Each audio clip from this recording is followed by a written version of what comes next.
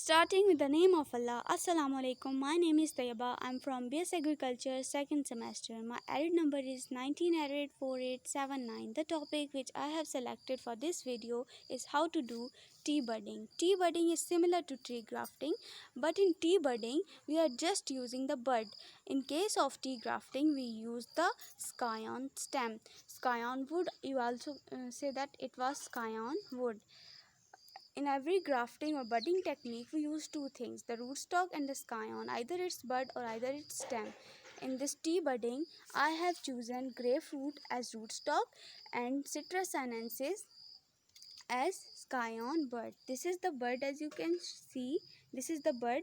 You have to make T-shaped cut on the rootstock, vertical as well as in horizontal direction. Make sure that your bud is well inserted into the rootstock. After inserting the bud into the rootstock, you have to bind the rootstock and the scion bud with the seba or any of the grafting tape. This is how you're gonna do tea budding. It is similar to tea grafting, and the best season for doing this tea budding is early spring and rainy season. Thank you so much for watching the video.